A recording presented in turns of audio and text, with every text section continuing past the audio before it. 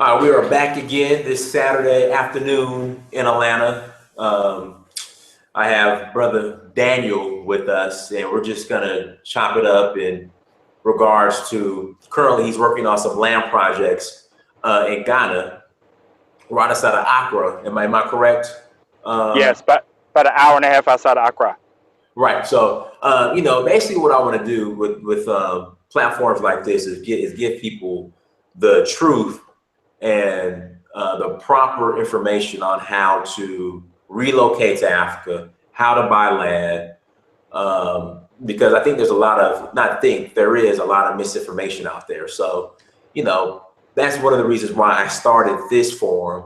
In regards to getting people the information they need on how to relocate and properly relocate to Africa. So Brother Daniel decided to come on, and we thank him for coming on. And people in the chat room, thank you for joining us. And if you guys have any questions, please ask for Brother Daniel.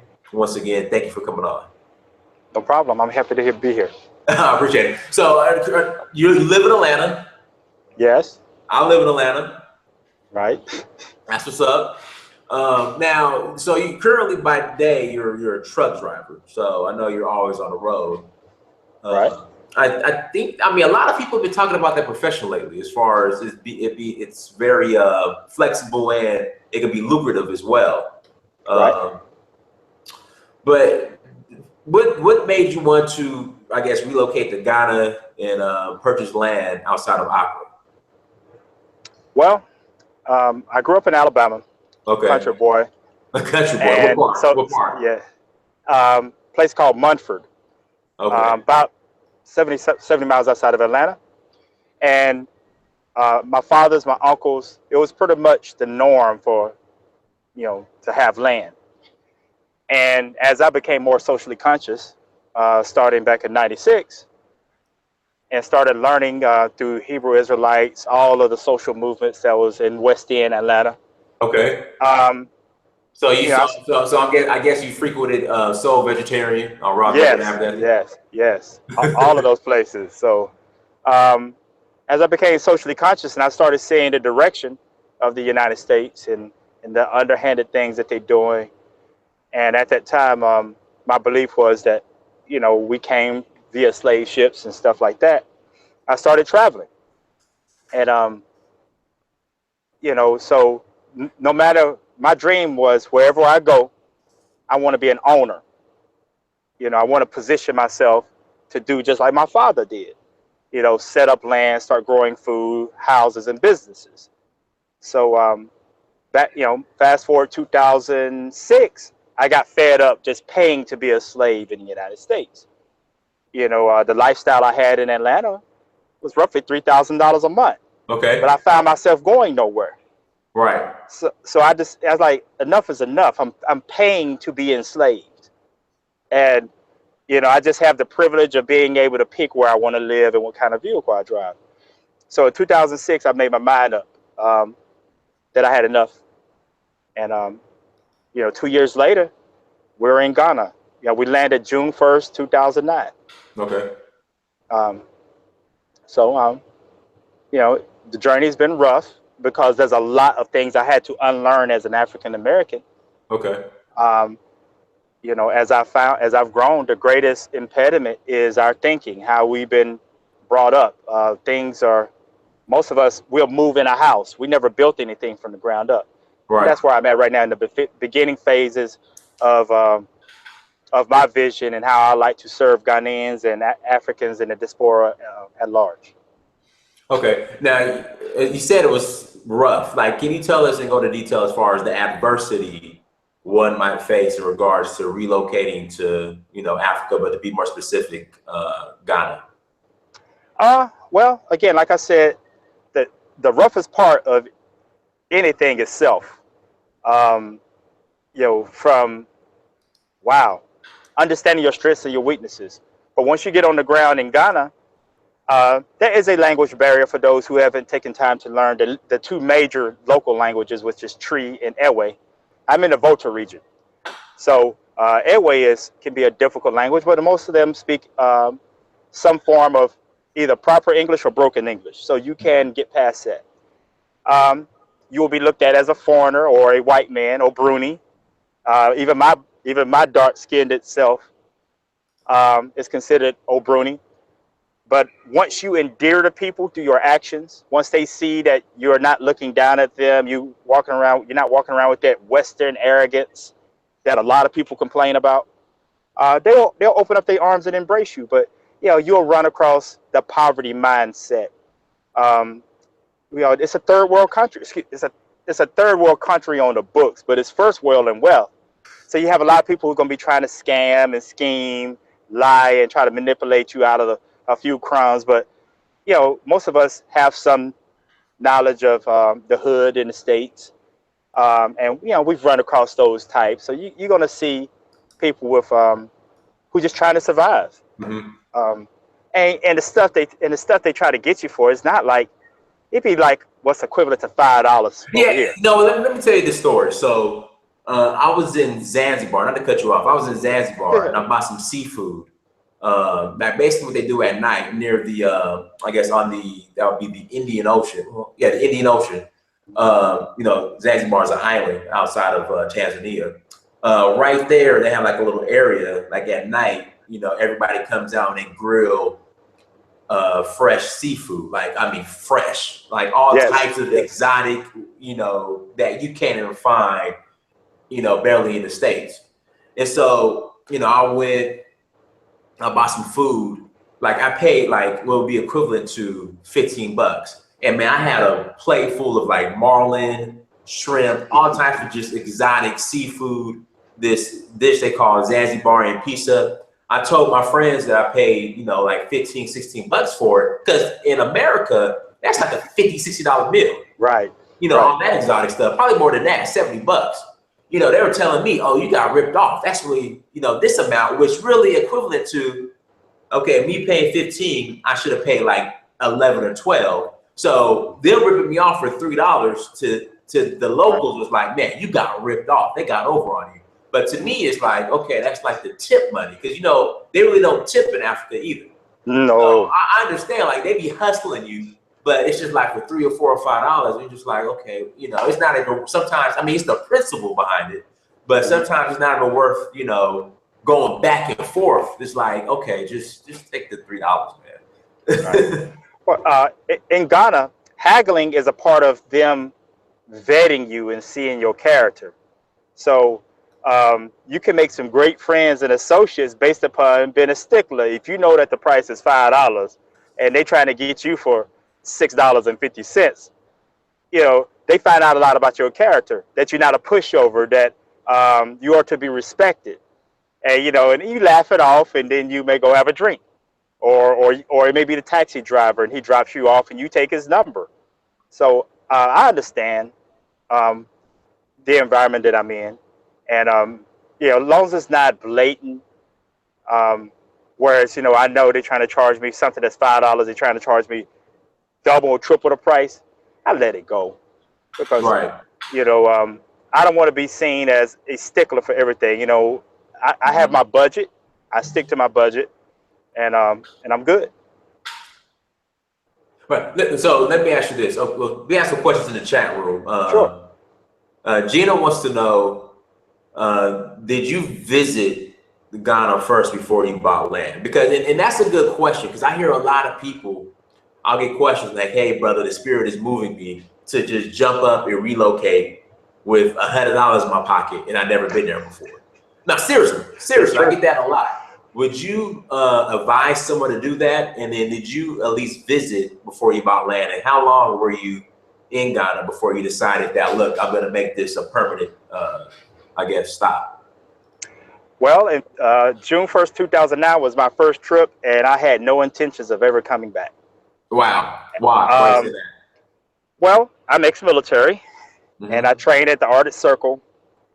I trained in the deserts.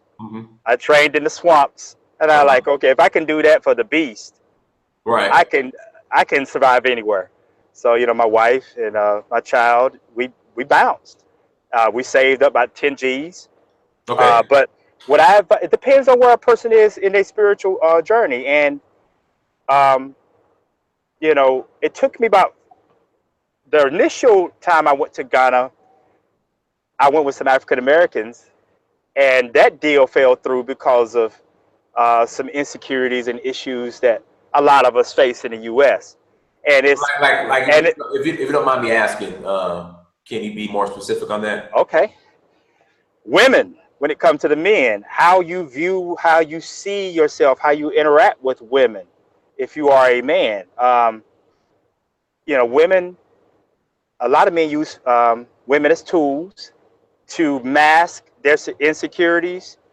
Um, you know, so if you in a place like Ghana where women throwing themselves at you because you know, they can hear that you are a foreigner and they assume you have money, all that energy you put towards women can undermine your best efforts, because, you know, next thing you know, you have 2 or 3 women throwing themselves at you, and everybody knows, and all your money and your energy is being zapped. Um, if you have mother and daddy issues that are unresolved, I mean, there's so many things that most of us don't even know that's sleeping deep in our subconscious until we address it. Those things be the major things, the major hurdles that you have to overcome. It don't be the Ghanaian people. Yeah, they'll test you with their little petty stuff, but it's a lot of us. We think we're spiritual until you're confronted with having to go all day without power, go all day without running water. When you hot, you know, when you haven't learned. Yeah, yeah. It's easy. It's easy to be spiritual when you have running light, you know, running water, lights. You can go to any restaurant, go to the movies. You have all these creature comforts. Mm-hmm. But based upon where a person's at and their discipline and motivation, you can't do any worse. But your plan, your plan is the only safety net you're gonna have, because there is no social system set up for you when you fall, if you fall on your face. Right. And we see that the United States government is looking to do this. They're removing those safety nets, if like welfare and EBT. If if you don't plan correctly, you don't plan your life, you'll suffer. At least in Ghana, if you're not planning correctly, you're gonna suffer. You'll find yourself right back in the United States, having to beg the embassy to pay. You know, they're gonna charge you 3 times the amount for a plane ticket. I've seen it happen, and you know, I've seen families go there and fall apart, and I've seen people go there without a plan, and they fall, and it just, you know, and they suffer. So in 2009, I went there on zeal. 2011, I went there with a methodic plan, and then that's when I got the land in 2012. Okay. All right, brother. Kellen wants to know: did you have you, I guess, repatriated or gained your citizenship yet? Because you know you always hear about this repatriation, but then when I talk to Black Americans who have actually relocated to Africa, they're not even full citizens yet. They're like, you don't really need it to I guess operate over there to become a full citizen, or you know, get citizenship. So are you a citizen yet, or you know? Not yet. I filed my papers, but like what you just said is correct. To fully operate, with the exception of when you're a citizen, you can outright buy land. When you are repatriating, like the status I'm presently under, you can lease land for 50 years. Let me see. I mean, outside of that, you don't get any real benefit to being a citizen. You can vote, you can buy land. That's pretty much the 2 major things. You know, there isn't a social welfare should you find yourself destitute. It doesn't exist for Ghanaians. You know, you could get a driver's license as an expatriate, because I have one. So, you know, again, this country is roughly 55 years young. You know, the infrastructure is being built as we speak. So, you know, that's where we at. Yeah, and then Sister Kia, I guess Kia is in the process of buying land, or she's already bought land in Ghana. And we were kind of talking about this offline. She's saying construction is her obstacle, and she wants to know if you have any contacts to contractors. And I know me and you were talking about as far as just getting like, just, you know, there's no Home Depot, I guess, Right. in our Lowe's, and correct me if I'm wrong, I haven't been there, but I've been to other countries in Africa where it's like there's no like AutoZone or Home Depot where you just walk in, kind of get your part or Right. order it, and it's there in 3 to 5 business days. Mhm. Like, can you go into that process as far as getting building materials and, you know, coding, you know, make sure you're following code and all just that process in regards to building infrastructure on your land in Ghana? Well, the benefit of being way out in the bush, the people who do the code is not going to run out there and check on you, but it's not strict like the United States when it comes to code. Um, but when it comes to getting building materials, I haven't had an issue yet. Mm-hmm. Sometimes you would have to go to Accra if there's something unique that you need. Yeah, Accra is pretty much where everybody go for the stuff that's right off the ship or timber. Um, the biggest problem I've run across when it comes to construction, because I'm in the beginning, is they don't properly maintain their vehicles. So you'll be blowing hoses. You'll see them driving around in underinflated tires like a backhoe, um, or one of the struggles is, you know, they making money. Again, we're dealing with a lot of people with a poverty mindset. They may have construction equipment and they may make, say, $1,000 off of you, but they don't put a significant amount of money back into the maintenance of their vehicles. Right. Now, the more educated ones, yes. But you have a lot of people who have impoverished minds in the United States, and they got millions of dollars. They don't know how to invest in the longevity and the sustainability of their business. But I know I have a gentleman that is my personal assistant, because this is my first project. Right. You know, from clearing the land, designing, everything. But I've trusted him with large sums of money, and he took care of everything.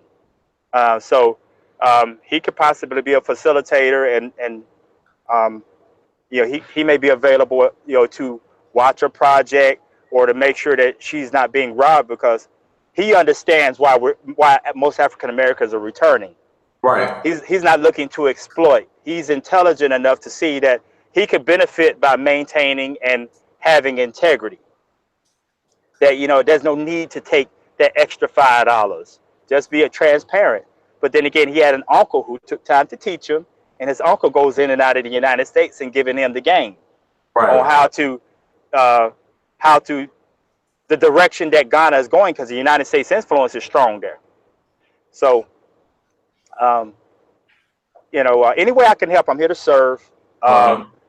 You know, my facility is a healing center, and it'll be a place where people who can come, Okay. and transition into Ghana. If they come in blind, we can help them with a 6-month transition program when it comes to housing.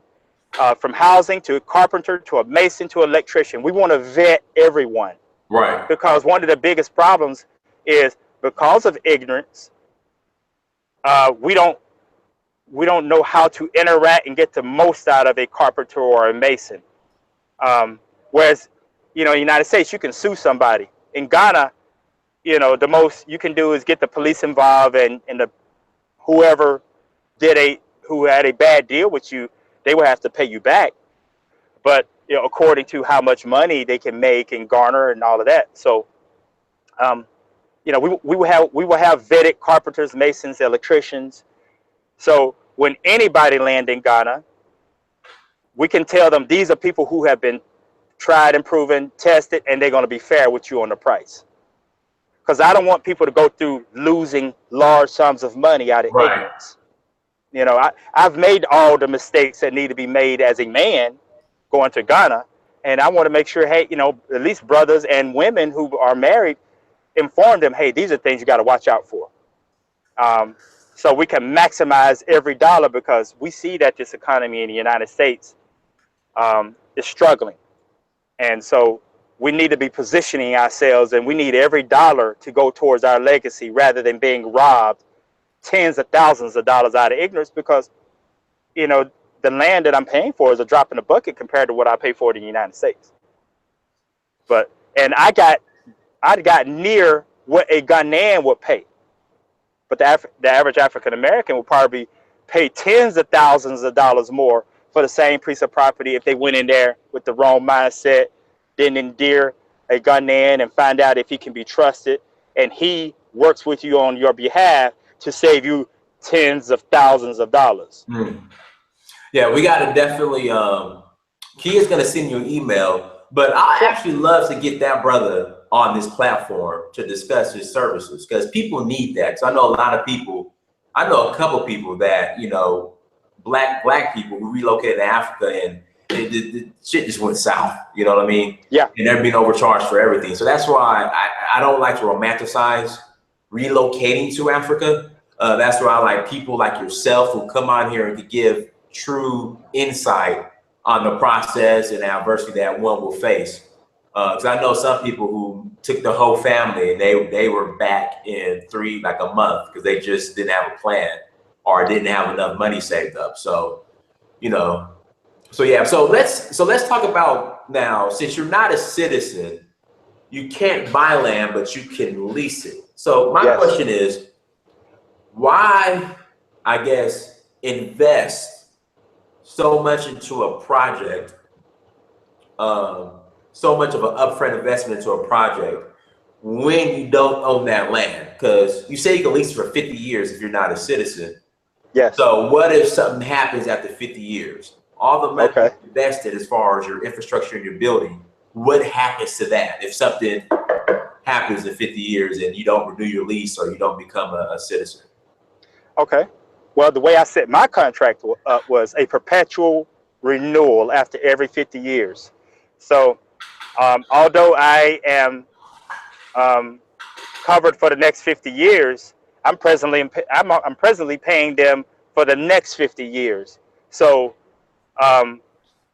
my children and pretty much my great grandchildren won't be burdened with that. So I'm paying 100 years up front. 50 years already covered. This is how it works in Ghana. And I could be wrong, but this is my relationship with the family. You know, because at the end of the day, you should be building relationships with those who you are purchasing. Right. You know, in the United States, it's rare that people go back to the car dealer that they bought their first car and seek out the salesman and build a relationship with the salesman. It's you buy what you want and you go on.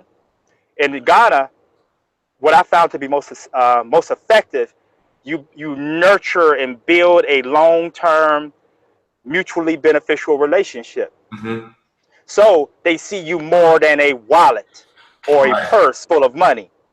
So what I've implemented is no different than what the Christians have implemented. You know, all of the Jimmy Swaggart and Kenneth Copelands and Billy Grahams, they went over there bearing gifts. And when I say gifts, school supplies, basic stuff. You know what I mean? Build a relationship with the babies. No, you know what? My buddy, like literally, people, you can buy used electronics. Like I got my buddy a laptop. It was like $130. He just wanted something with an i7 processor in that. You do little things like that, they will be your friends for. I mean, they will be the most loyal people to you for life. Like my buddy in Kumasi, I gave him $70 to pay for his schooling. But I know when I get to Kumasi, I'm going into this month, that he's gonna roll out the red carpet for me. And so rolling out the red carpet African style, where you're gonna be fed all throughout the day, you don't have to worry about nothing. When it comes to going to the market and having them negotiate for you, like it's worth the investment. You know what I mean? So completely understand. That's the greatest thing that we've lost in America is relationships. And that is very important to the foundation of the Ghanaian culture, especially with the airways. I've been to Kumasi several times, but I'm in the Volta region, which there's a direct access to water. Because when I purchased my land, I made sure, because I don't care what a person believes, if you don't control your food, that stomach is going to dictate how you conduct yourself afterwards. So I wanted direct access to water, got the land, but like I said, I got a perpetual renewal, and it's been filed with the Lands Commission. So after 50 years, I pay the original price plus 10%. So this land I paid $30,000. In 50 years, I pay $30,000 plus $3,000. Okay. So, and you know, but when you look at all the math, you know, when you compare it to what you get, you know, I got riverfront property in Africa, roughly 800 feet of shoreline. You know, you go anywhere in the United States, an acre of waterfront property, and see what you pay. You're gonna be spending an exorbitant amount of money. Right. So, you know, so, and what will happen is, one, they can't throw you off your land. You know, if you build a house, they have to give you the market value of the house. So there ain't no throwing you off the land like that. It ain't like here in the U.S. Okay, so then you build the house. Say something happens where you don't pay on a lease and you lose the land. What happens to the house? So they have to pay you? Yes. Yes. Okay. Yes. They can't just throw you on the land. Throw you off the land. Okay. Now, to my knowledge, policies change. Nothing has changed to my knowledge. Okay. But that's why I'm putting a great emphasis on, you know, we're building a small school. We're setting up a lab so the children can see, use a microscope, have access to a telescope, constantly playing documentaries. So, because like I have a personal relationship with the chief. He sees me as his son. Okay. I'm always. Sorry to cut you off. Did you buy the land from a tribe or from the chief or from a private individual or the government? I bought land from a family who has a sitting chief, and he was in the initial stages of the land to make sure that everybody was being treated fair. Then he fell back, and so I'm dealing with several family members. You know, we got the land survey out there. We got everything registered. I'm covered. They paid up. But you know, you have stool land, and then you have family land. The chief normally is going to sit in. He definitely going to sit in on the stool land. Stool land is land for the whole tribe. Or the whole family.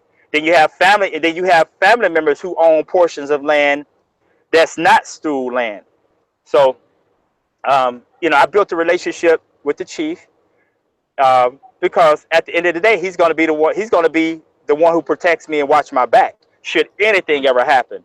And everything is documented. Whatever agreements I have with him will be passed forward to the next sitting chief, which will most likely be his brother or his son. Okay. Now let's get into the meat and potatoes. So how did you identify and find this land? And if you don't mind me asking, you know, you kind of hit it to it. How much is this project costing you, including the land that you purchased? The estimated cost right now is a conservative $200,000 total. Okay. I'm using earth building techniques, which will save me a lot of money. I sent you some pictures of a machine that's red in color that makes earth bricks, and it stacks like Legos. So you don't need as much mortar, because you know I want to have a small footprint on my land. You know what I do in our facility will be as close to 100% green as possible. Solar, wind, even the body products, you know, will be, you know, shea butter or black soap based. So because we want to have a small footprint, because this is a system, an idea that we want to market, that we can build a green facility, because that was one of the benefits of the Obama administration. He promoted heavily, you know, green technology. And now Ghana is embracing wind turbines in addition to solar. So, you know, because, you know, and being a vegan, you know, we are also marketing health and the how to better take care of your health, because we see that Kentucky Fried Chicken, McDonald's, and Pizza Hut is coming there. So we are ahead of the market because we already know what's coming. Diabetes. Diabetes is already high in Ghana before KFC even showed up. Well, amputations in Ghana is high. I told people that once KFC McDonald's, Burger King, all these fast food chains leave their, once they start coming in and saturating opera, watch the dialysis clinics come, watch all the doctor clinics pop up. Because you got to notice, like in low income neighborhoods, like you from Atlanta, wherever you see a bunch of Burger Kings and fast food restaurants, there's the Vita dialysis clinic right next door. There's a ton of other clinics right next door. And, it's just Africans for the most part are pretty healthy. But once all this fast food comes in, it's going to get worse. Yes, because simple things that our people don't do is drink water. And then they have a lot of oil in the food. But, yeah, $200,000 is a conservative estimate. And it's very doable because, myself and a partner of mine, his family, we all are there. And we're doing a lot of the work ourselves when it comes to the designing. Then and we're learning how to smartly outsource. Like we need 3D renderings and stuff instead of paying whatever the market value is. We'll pay a lot less because we get somebody in India, to do it for a lot cheaper. Mm-hmm. But that was another question. I think I missed it. It was just more as far as I asked how much what the overall cost. Oh yeah, right now we're looking at $200,000, and that's us being finished in 18 months. Okay. Okay. And so your project, what all is it going to entail? Okay. Well, we're establishing a food forest, whereas I found one of our greatest mistakes in the United States is we got away from agriculture. Right. And as you see in Atlanta, there's food deserts. And, when we went chasing after jobs because of problems, with agriculture, if there was droughts or whatever, we ran into the cities. We got disconnected from our aunts and uncles and cousins who were on the farm, lost that land. The same game that they ran here in the U.S., tricking us into loans, all this so-called education when there isn't a market or for you to get a job. They're doing the same thing in Ghana that I know of. So Africa is literally being regentrified. Oh, I already know. And they're using the credit card. Now you can get credit cards. Back in the day, if a person owned a house, they owned it outright. Now they're doing mortgages. Now they're doing car loans. I was told I know, except for South Africa, like pretty much if you wanted to get a mortgage in Africa, you got to put down like 80 or 90% still. And maybe you can finance the other 10%, which to me, that's not a mortgage. With us here in America, you go FHA, you put down 3.5%, and then you can finance the rest. Right. That's what everything for the most part. Like your car, like you got good credit. They don't even when I got my car, like they ran my credit. They didn't ask to see proof of income or nothing. They just gave me the car. Right. So yeah, but you're saying it's changing. It's slowly changing because the global market again. These corporations, as we know, they are in the business of making money, and they can't make any money if people don't have first that vanity. Being a vanity slave already playing in their head. That constant desire to buy new stuff. You should see. I was just in Ghana last week. It seemed like everybody got the new iPhone. Like, how is this possible? And like you said, over there, from my understanding, like here in America, you sign a contract with AT&T, they'll give you the iPhone, you just pay $30 a month on it. Over there, I think you got to buy it outright because they don't do monthly pass. They do more like pay as you go. Yeah. I'm trying to figure out like how people buy an 800. Now I'm sure some people have United States connections, but not everybody. And not all these phones are knockoffs, but definitely the land will be, agriculture. We've invested heavily into trees. Right now, 500 trees that I know of, which is avocado, 2 types of mango, breadfruit, jackfruit, plantain. Well, plantain really not a tree, but you know, plantain, banana, pawpaw. So those are the, oh, and coconut, orange and lemon and guava. So, you know, of the 15 acres we have, 13 of it will be agriculture. Some for market, some for profit, and and the rest will be for long-term food security. Right now, the scale that we have 10 houses, 3 of which will be family, 7 will be for renting. We have a healing center where so we'll do colonics. So you're saying you're building 10 houses and your land for $200,000. Yes. That's not bad. That's not bad at all. Well, we're using earth. See, yeah, we have 2 types of building that we're looking to do. Sandbag homes. You know, you've seen us a sandbag structure in the movies. Well, they earthquake proof, they flood proof. Not when I say flood proof, unless a tidal wave come in, you ain't knocking it down. So we're building houses that are green and simple. We're minimizing the need for concrete, which is your biggest expense outside of transportation of your goods or the products to build your home. So, you know, the model we're using is roughly like 600 square feet per house to 1,000 square feet. So these are going to be homes, small homes, without a kitchen. We're going to have 1 main kitchen and an office built. But that's common. Right.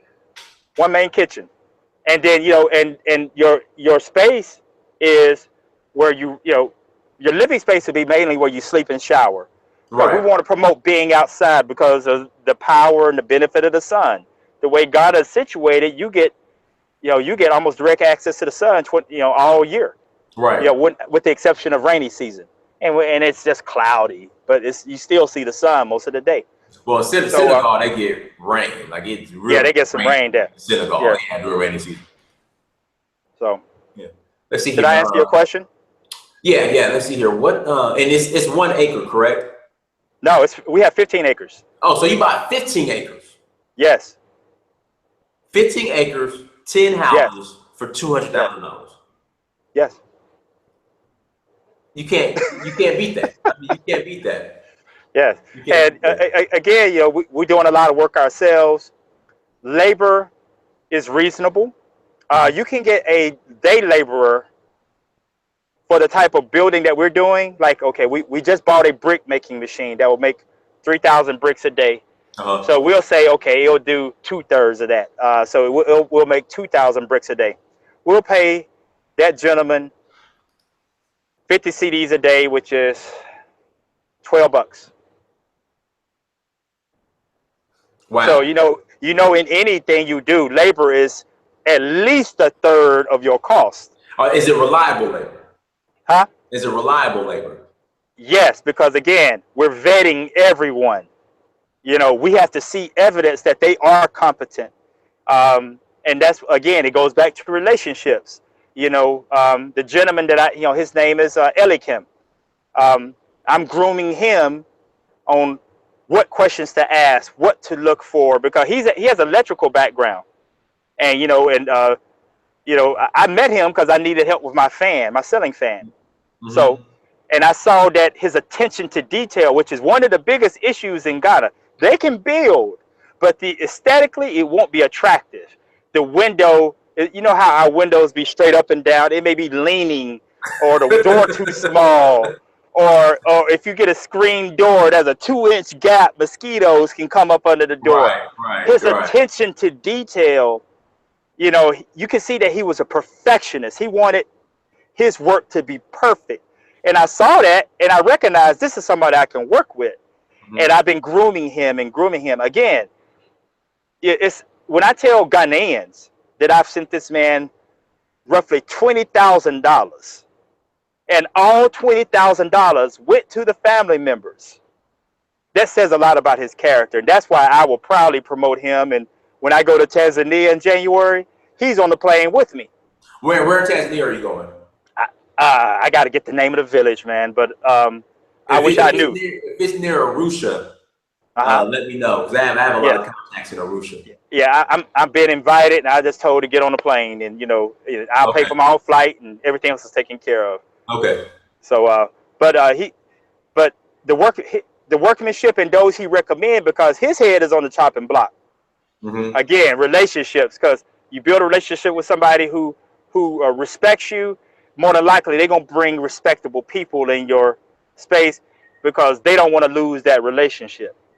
So, so this project, I'll be vetting at least 24 people when it comes to, like I said, the masons, the electricians, because I'll Mm-hmm. know who is who we'll keep close, and then I recommend to other African Americans or those in the diaspora who's looking to come back to Ghana, hey, these are people who can be trusted. So, but right now I'm happy. I haven't had any problems. Um, and of course I tip. Right. Got you. You know, Even though in Africa that's considered, that's not normal. But nah, hey, you got you. yeah, I gave my backhoe guy. He worked for 2 days, and I paid him well. Mm-hmm. And I gave him an extra 100 CDs, $25, and he was happy. He was like, like, man, I'm sitting here thinking like, dude, this is only $25, but he was happy, and now, I know that he can be used in the future on my project or other people's project, because I let him know, like, hey, I'm connected to other people. We all can win if you maintain a high level of character. You do good business with me. I'm going to tell everybody. I'm going to tell all my family members. And so, because most of them have a hand to mouth mentality, Right. that poverty mindset. Most Living people for the can't day, think not living for the day. about the future. Yeah. And that's one thing that, whoever I interact with and do business with, I'm trying to get them to think years in the future. Do right by me, you and your children will eat. Right. Because the people that I know who want to come back, but they tired of being burned, they done lost money, they done heard these rumors, and a lot of it be because people poorly planned. Yes, Ghanaians may have got them for some money, but you didn't go building relationships, and you poorly planned, and you isolated yourself, you're gonna get burned. That happens in the United States. Right. You don't just go walking in anybody's hood. Mm-hmm. You better know somebody in there before you walk up in there. And of course, where me and you live, it's shady contractor central. That. So yeah, I mean Scam Lanta. yeah, shady contractor central. Right. Here. Hey, Bob Newhart has a question. He wants to know, what does it mean for land to have litigation or be litigation free? Also, how is the dairy industry over there for fresh milk, cheese, and ice cream? I mean, I don't know if you can answer the last part of this question, but maybe the first part you can. Okay. Litigation free. I never confronted that because, again, I built relationships, Uh-huh. and so who I did business with, they didn't cheat me. I mean, Okay. I've been paying on my land 3 years. Okay. So, which is almost unheard of for you for the families to hold on to the land, because there are white people out there buying left and right. And Chinese, Yeah, I guess. and Chinese. They drive.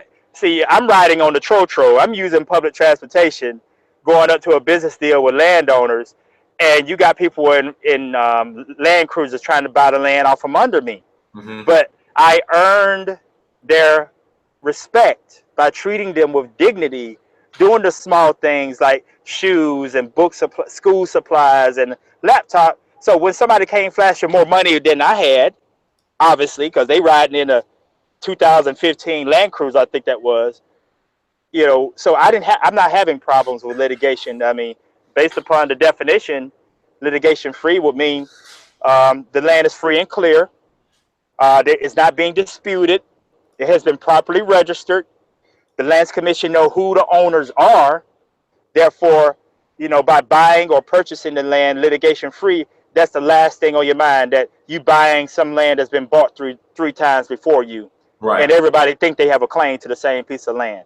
So that's an assumption, but because I haven't had that issue. Okay. And then and then Kellen wants to know, are you getting your business from government or corporate? My business here in the States or in Ghana? Kellen, do you mean his business here in the States or business where?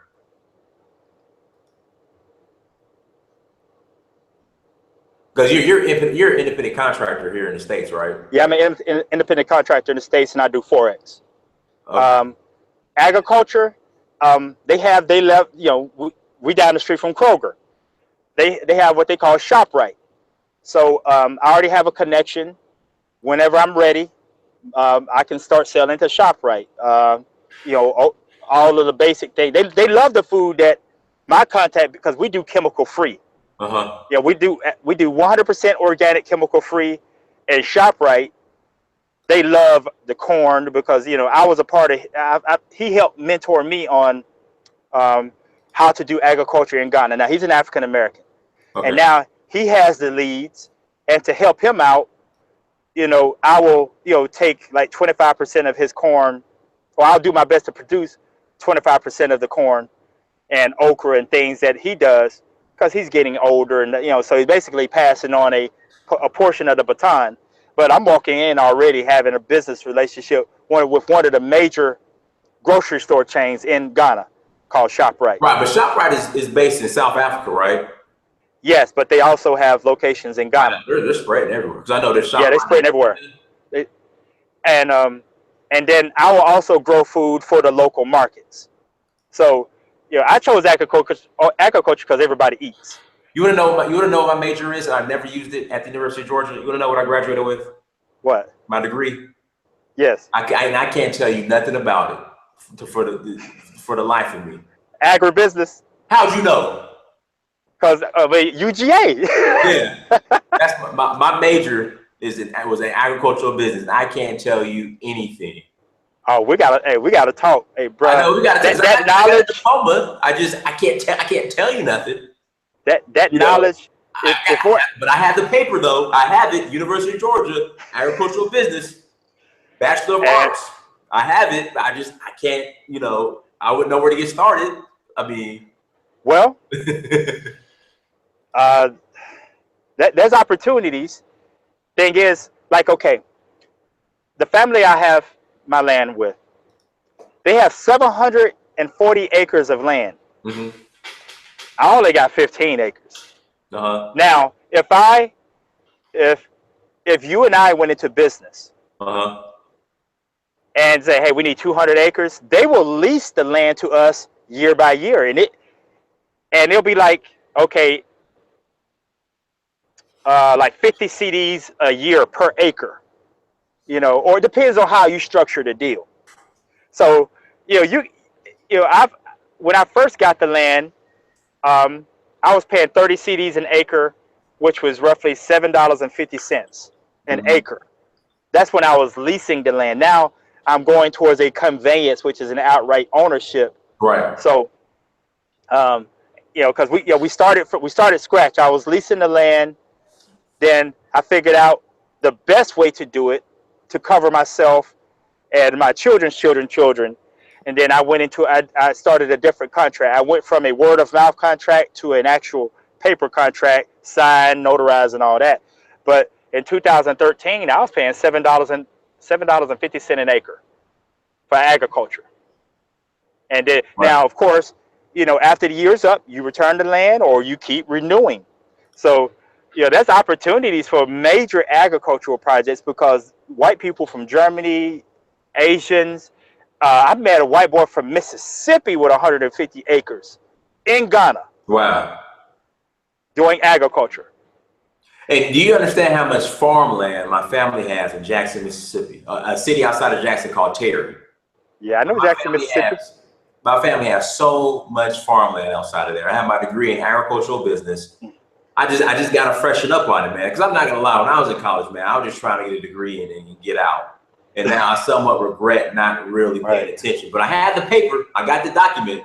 I graduated. I have a degree in ag business from University of Georgia, which is one of the most prestigious when it comes to agricultural business and agriculture. I was in class just, you know, back then they had the sidekicks, the T-Mobile sidekick. I was on my sidekick in class. Yeah. So, you know, so I definitely, and then the second part to the question I had asked you previously was about the dairy.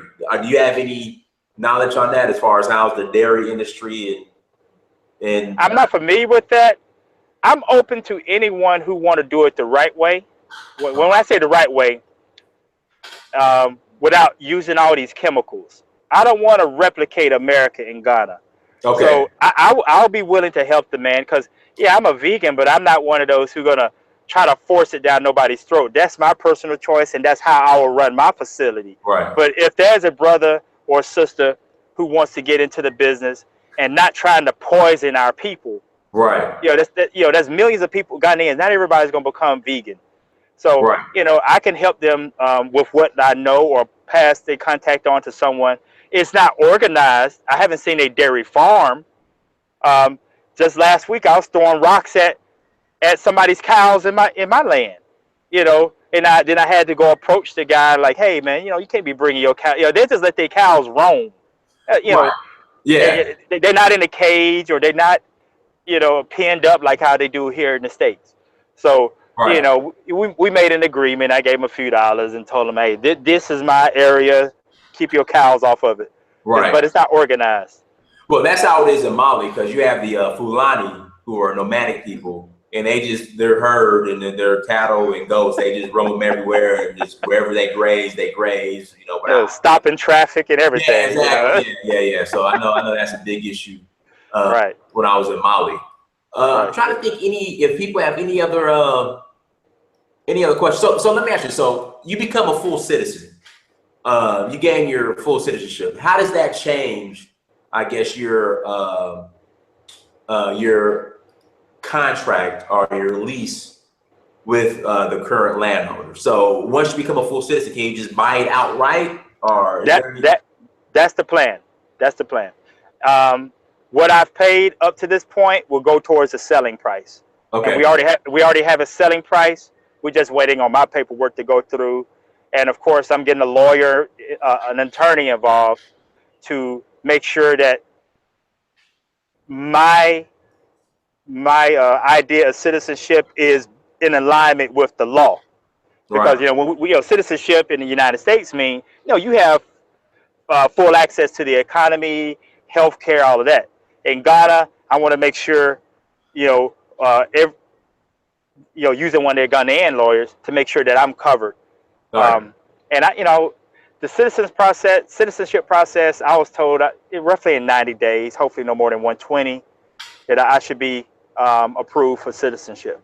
Okay. Because I've been in Ghana well over 7 years now, and I've been a productive member of society, and I'm starting businesses and stuff like that. That's cool.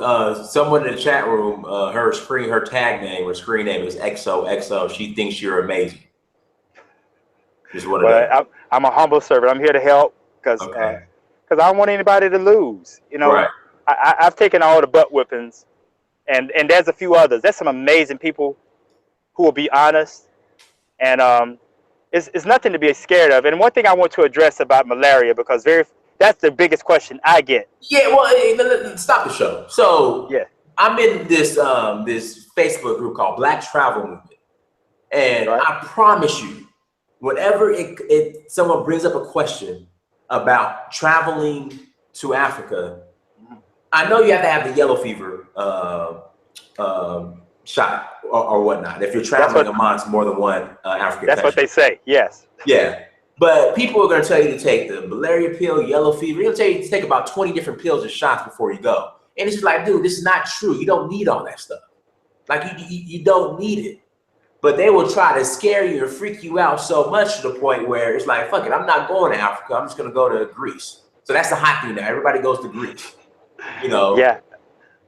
Well, from my experience, I've never had malaria. Right. I've lived in Ghana 3 years straight at one time. I never had malaria. See, we've gotten disconnected as a people from the basics. Medicine is all around us. Right. The biggest thing about malaria is people don't drink water. You drink water, you're not gonna get malaria. If you drink a coconut water or eat fruit, if you have a balanced diet that's not full of starches and grease, you won't get malaria. Right.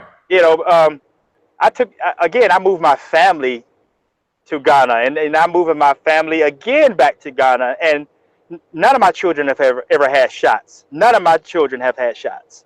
and they've never gotten a sniffle.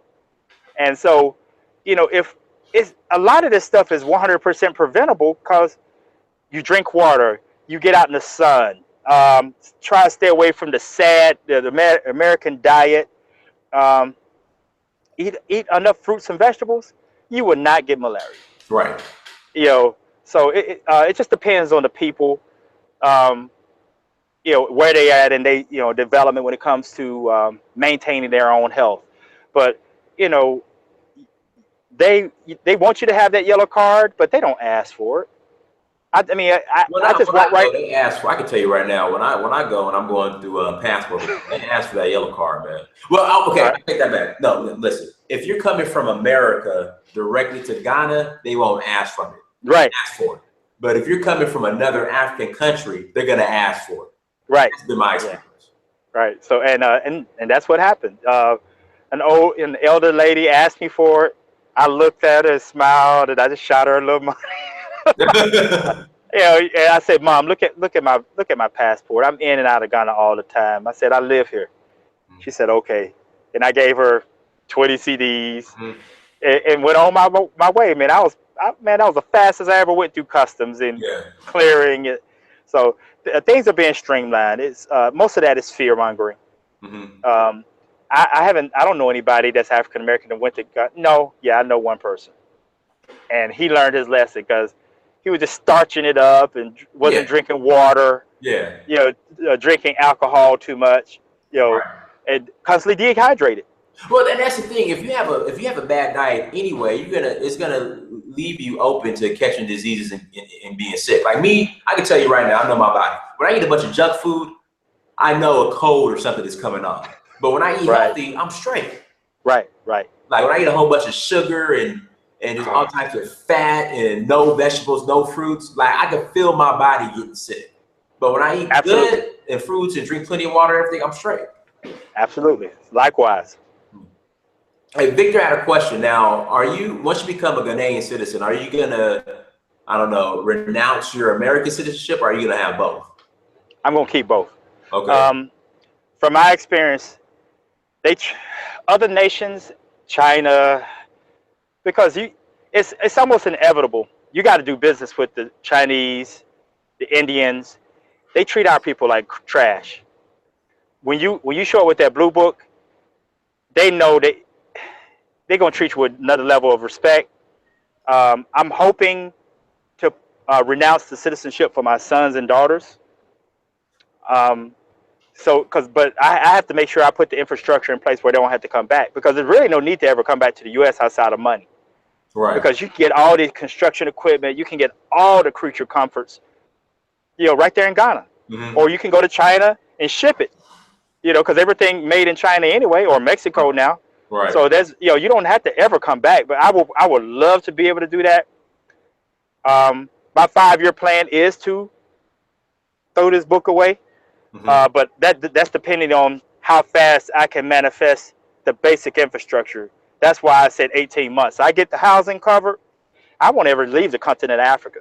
You know, because, you know, then I'll go replicate the same idea in Tanzania. It may not be 15 acres, you know, it may not be 10 houses, but I'm going to keep replicating this idea because, as you know, because you visited multiple countries, right? You take $25,000 cash, you can get a house, a car, start a small business, and some land. Right. And a lot of Africa, if you're willing to live outside the city. Right. See, me, I don't know why, man. I'm just a city guy. I don't know what it is. So, and what's crazy, I know to live in the city in Africa probably costs triple than it does in Atlanta. There are places in Accra like living in Buckhead. You're gonna drop $2,500, $3,000 a month.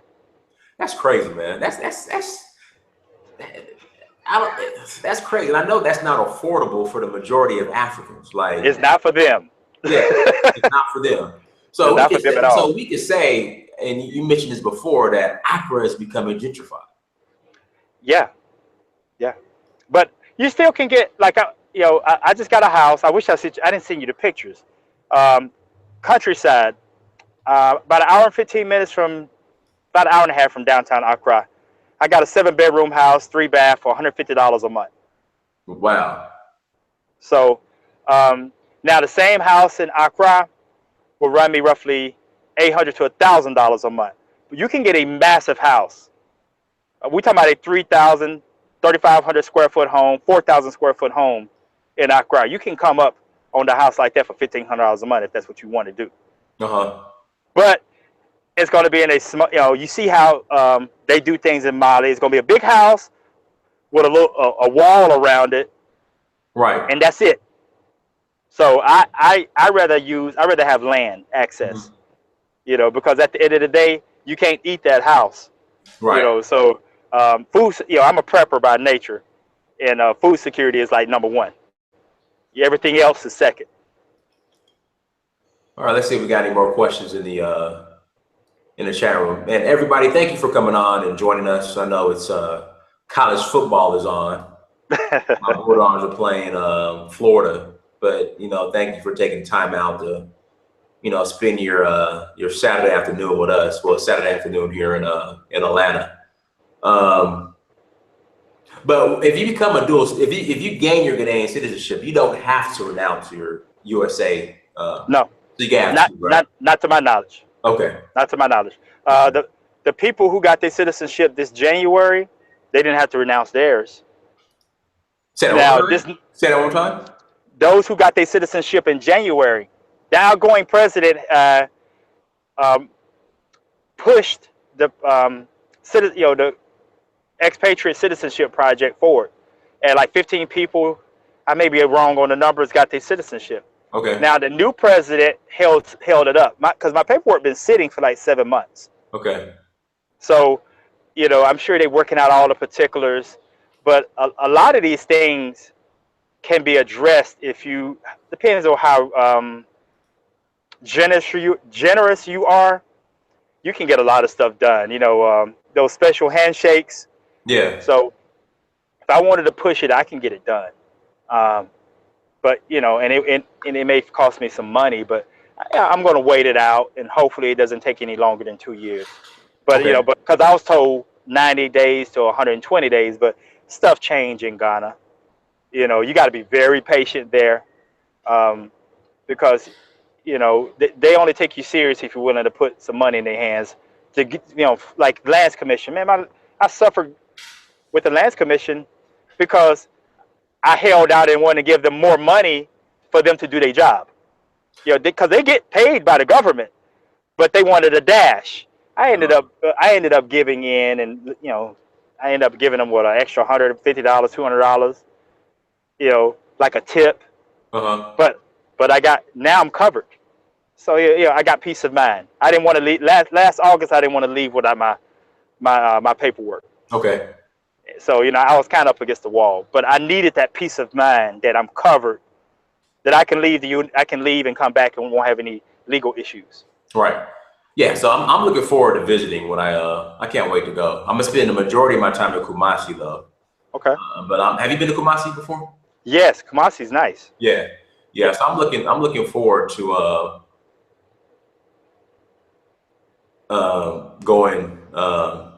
going to Kumasi. Question: as far as you becoming a citizen, do they check like your record as far as criminal record in America or no? I'm not sure on that. I'm not sure, but I can find out. So okay. Anybody in the email? Somebody was asking in the chat room. If I know someone who has a shady past, and so far he hasn't had any problems with his paperwork. He was on the stuff I know. Okay. All right. But so far he hasn't had a problem with his paperwork. All right. Well, that's good. Good for him. So I guess it depends on what was done, but it doesn't keep you from traveling in and out. To my knowledge. So I think the only thing that keeps you keeps you from traveling in and out, from my understanding, you can't get a passport if you owe child support or something like that. I don't know, but if anybody in the chat have those issues, I can help them with it. There are ways around that. Okay. All right. Cool. There are ways around it. Yeah. So we'll go ahead and close out. I mean, any final words you want to share with the people, Daniel? Go ahead. And also, too, people are asking for your contact information.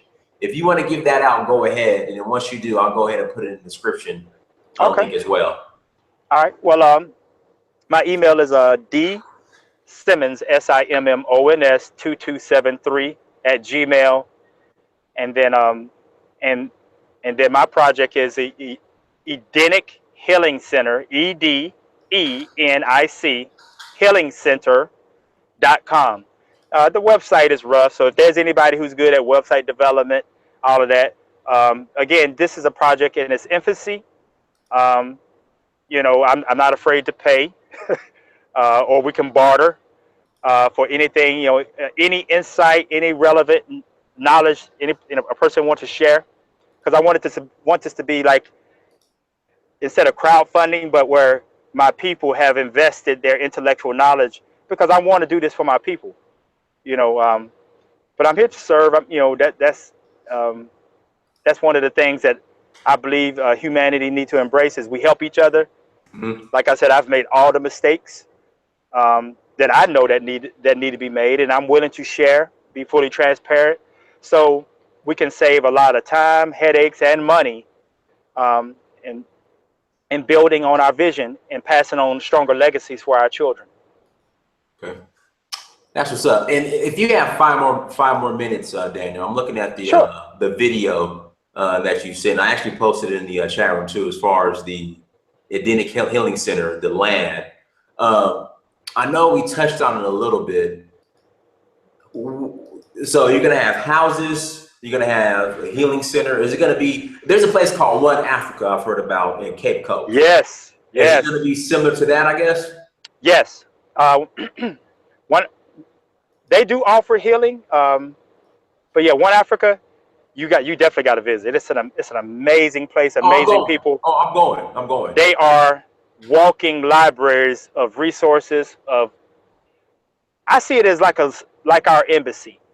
Most African Americans, when they land, they're gonna end up at One Africa, and so they can help you with construction, transportation, a lot of the things, you know, because they have done what I'm presently doing. I'm just on the opposite side of the country, you know, where they can put you in contact with people who are trusted, and but I'm just going to replicate their model in West Africa, and I'm doing a different building design. But you know, was that it? Yeah, that's it, okay, man. Let's see if anybody else has any questions before we close out. But everybody, thank you so much for coming on. Again, I just want to, you know, bring resources and right information, proper information to you all, so you guys can, you know, can make the right decisions and have, you know, access to the proper information and resources if you plan on relocating to Africa. But again, Daniel, thank you so much for coming on, and we got to have you back on again. And when you come to Atlanta, I know I'll probably be in Senegal when you get back. I'll be back in Atlanta November 13th. Dude, let's go out to eat, man. It's on me, bro. I got you. Okay. Yeah, I'll be back right before Thanksgiving, because the wife, she goes the 27th or something. So yeah, let's make that happen, man. But yeah, because I'll leave. So I'll be back on the 13th, and I'll leave out literally headed to Ghana Thanksgiving Day. So, yeah, but I'd like to thank everybody in the chat room, and like I said, I'm here to help. You know, I'm not charging. I just want to see people succeed in their endeavors with the least amount of stress. So, you know, I'm your brother and servant, and thank you for your time on this Saturday. Okay, and people, thank you. Make sure, if you're new to this platform, please like, share, and subscribe. Share the videos, please. Also, go to Search for Uhuru on Instagram, Snapchat, Twitter, and Facebook. Also, go to dynasamir.com, go to searchforuhuru.com, and go to amazon.com, search your name, Dyna Samir. Please buy a book. I've written several of them. So, guys, thank you so much for coming on today. Dyna Samir, the Coffee Time Don. I don't have on my coffee time today. I got on my Good Vibes All the Way shirt today. Good vibes all the way. So, people, thank you so much for coming on.